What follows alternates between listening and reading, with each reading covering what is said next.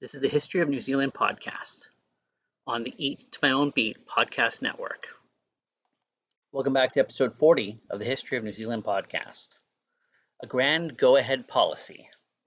Julius Vogel, the premier and colonial treasurer, appreciated the settlement was confined to the coastal lands because of the inadequate transport, propounded a ground go-ahead policy to dispel the slump which increased government expenditure on contracts, so increasing the community's purchasing power. The country had under 50 miles of railway in 3 gauges, and the Vogel proposed to borrow £10 million in the next 10 years, with 6 million acres along the new railway lines and roads set aside as security. Vogel became colonial treasurer in the Fox Ministry in 1869.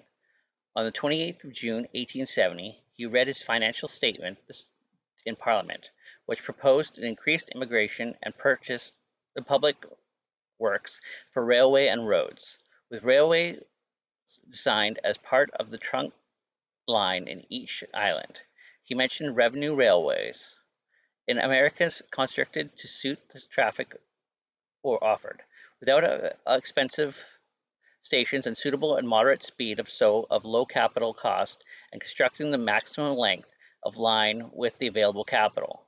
Contrast with elaborate British and European railways serving densely populated regions. The line could be improved in accordance with traffic demands. He sought authority to borrow £6 million, and of the £7.5 million needed to build 2,400 to 2,600 kilometres of railway in the next 10 years at a cost of £5,000 per mile. Another £1 million would be needed for other proposals, and 1,030,000 hectares of land would be acquired. His proposals got both positive and negative comments in newspapers. Vogel's proposals of 1870 were embodied in 3 acts passed in September 1870: the Immigration and Public Works Act and Railways Act, and the Immigration and Public Works Loan Act. Vogel went to England, where he borrowed £1 million or £2 million at 5% and arranged contracts with the British firm of John Brogden and Sons. While the Fox-Vogel government collapsed in 1872 because of the loss of powers by the provinces, by 1873 Vogel was back. But Vogel's proposals for reserves of land and security for railway loans and the forestry were not accepted. Resistance by the provincial governments resulted in the abolition in 1876, although Vogel had originally been a provincialist. A new public works department was set up in 1870, headed by Minister Honorable William Gisborne, who was replaced by John Davis Ormond in 1871. The engineer selected by Vogel was John Carruthers, a Scot who had worked on railways in Canada, America, Russia, Mauritius, and Egypt. Carruthers was an engineer-in-chief and was responsible for the railway construction. John Blackett was responsible for road construction. Carruthers resigned in 1878 after effectively being demoted by a reorganization under the new minister, James MacAndrew. Vogel from 1875, Sir Julius Vogel, resigned as premier in 1876, being replaced by Harry Atkinson, and became agent general in London. Vogel was colonial treasurer in 1869 to 1872, 1872, 1872 to 1875, 1876, and 1884, and was premier from 1873, 75, and 1876. The public debt had increased from £7.8 billion in 1870 to £18.6 million in 1876. The cost of the railway per mile was £6,000, not £4,000, with some bridges needed rebuilding and tunnels realigning.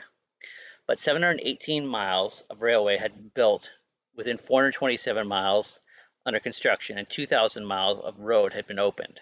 Electric telegraph lines increased from 699 miles to 866 to 3,170 miles in 1876. A record number of immigrants arrived in 1874. And the population rose from 248,000 in 1870 to 399,000 in 1876. In 1880, New Zealand had almost 1,200 miles of working railway and more than 75% of the southern island, according to the minister Richard Oliver. This is 1 mile of railway for every 406 inhabitants, which compared favorably with America at 580 people, Britain at 1,961 people, France at 2,900 people, and New South Wales at 1,108 people. That year, a separate New Zealand Railways Department was established to run the railways. Eventually, the worldwide Long Depression of 1870s affected New Zealand with a downturn in 1879. With bad harvests and low prices and the wheat and wool, the city of Glasgow Bank collapsed in 1878, took out New Zealand and Australia's investment capital, as advances had been made against Australia and New Zealand wool consignments and securities. For example, land company stock, local banks, notably the Bank of New Zealand and the Colonial Bank of New Zealand, were reckless and permitted a frenzy of private borrowing. The Hall government in 1880 cut back on railway construction, resulting in Wellington business establishment, the successful Wellington and Manawatu Railway Company, which built the West Coast Railway from Wellington to Manawatu in 5 years to 1885. Only 317 miles were added to the national network compared to 1,032 miles in the previous 5 years. Thank you for listening to the History of New Zealand podcast. We're found on YouTube and anywhere else you could find your normal podcasts. Please like, comment, and subscribe, or find us at www.eattomyownbeat.com.